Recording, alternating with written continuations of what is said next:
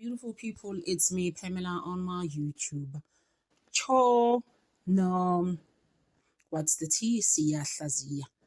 Guys, let's just unpack on Uket Matlala's story. Since he moved to Ebongwen, hey, there's a story after another story. We are fine and about best. How is it different? Is it changing defense? Yeah, our representatives are always changing. So the defense is singing like a canary on the sides. Yeah, kulumba, kulumba. I want guys, they don't know how to keep secrets when they are at work, you know. Then the next thing the defense team yake is talking. Ukuthi lo muntu lo angithi is coming back to court on the 29th of Jan. But he wants to try and apply for bail again, guys. Kevin Matlala is not going to get bail, guys. Why are we doing this? Busy repeating ourselves. This guy will never get bail. After all what has happened. No, guys. There is no way Kevin Matlala can get bail. Because they busy adding on top of his accounts. The well-known one, this Chobejane lady, the actress, just right now because she's on the run. There was a story so she's not even in South Africa. So this is not Ukutuambula. It was an attempted murder, the Chobejane lady. Ngapha uKet Matlala guys, unenye futhi ID eSwatini. The first one was ukuthi uyi-flight risk. He's going to escape this guy and run. Angayi Mauritius. Angithi he has money also in Mauritius, remember?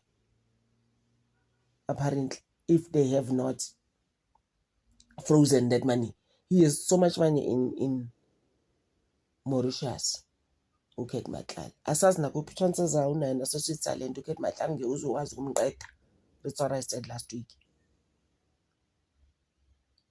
He's like Mkulukudu of note, this person, who is criminal. And it's crazy how I just feel like Yonke Mali that is done. All he likes to put it out there, ukuthi yena is a hard worker. La muntu uyintshontsile yonke le mali abinayo. La mathenda ade now. Awubukulukudu uyisigebengu of eskeleke qala umuntu lo. Zonke lezi zinto lezi uyintshontshile. If bayingantshontsha ngabe he wasn't evicted angithi there in Menlyn. In that office that he had for Medicare. Bengeke azaxoshwa khona. Angithi the sister would have continued and his wife Utakane, if it was legit and genuine, everything that they were doing there in that office. Kuphelile guys, it is over. He must just face it. Ngeke guys uzizwe eBhongweni if he were so great when. You understand? Ege. So now okay, he is said to be asking for bail.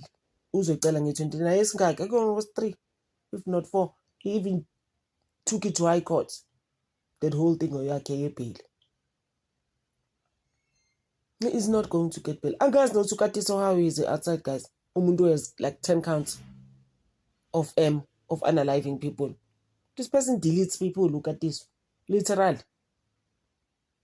Although sometimes I just feel like I said with Matlala, they don't do it themselves. They send people to do it for them. Abantu izandla zazo with other people's blood. And then you can't account for it. Like he's saying with Utobejado, ukuthi I know. Angazi ukuthi ukhuluma ngani loyo. Why would I papow him and shoot her there in Woodmead when she was coming out of a restaurant with friends? Why would I do that? I didn't even do that. Instead, she called me for protection. Uyaphika uThobejane uthi no. I didn't call this person for anything. Na Eloy, remember I made a video ngathi, why is she telling us now? Why is she telling ngale boyfriend yakhe uMgulukudu uKet Matlala 9 lives 2 years ago at least.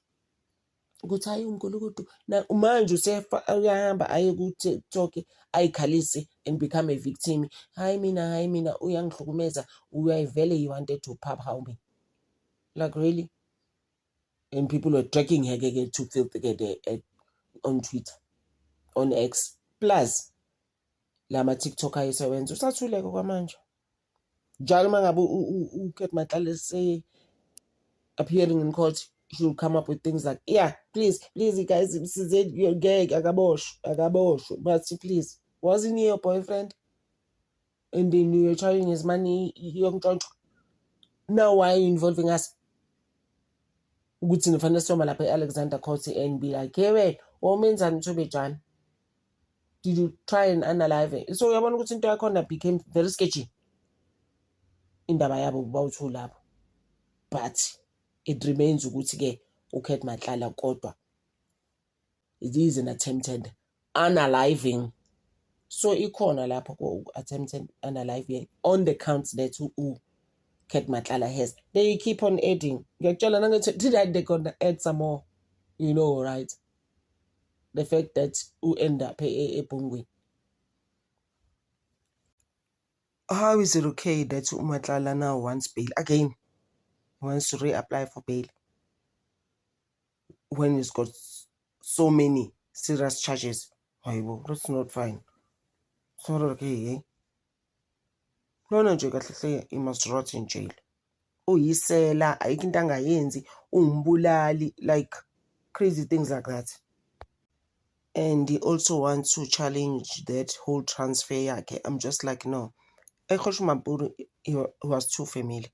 Like I said on the video before this one, good.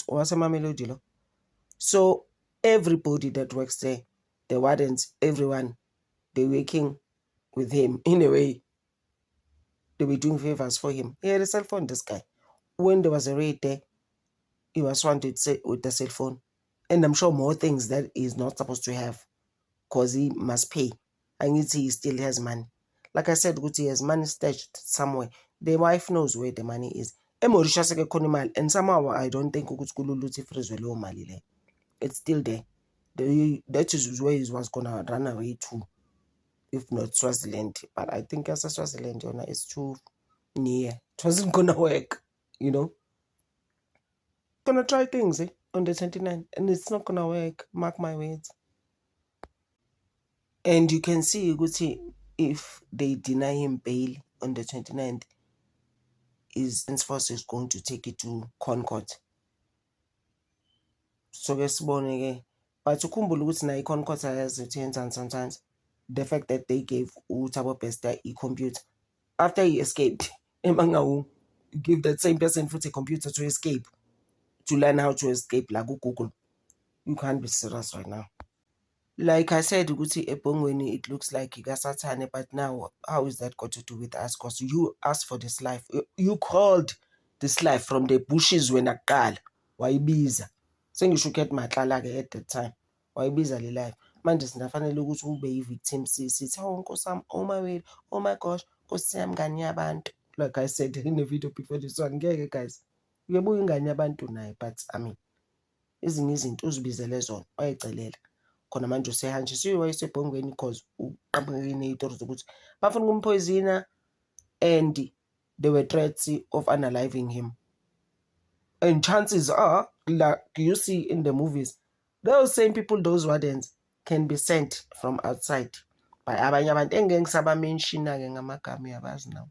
Because there was another story futhi ukuthi uShadrack Joseph Asibe ugeneral. Hayi noma engaseyena actually general wamuntu.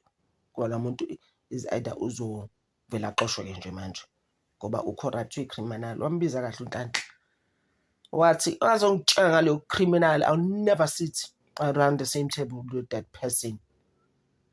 Imagine guys, a colleague sekubiza kanjalo but you are emgulukudu. Just imagine. So angazi guys ukuthi what must happen now. Whether we are at Concord, I don't know if you'll ever get anything there.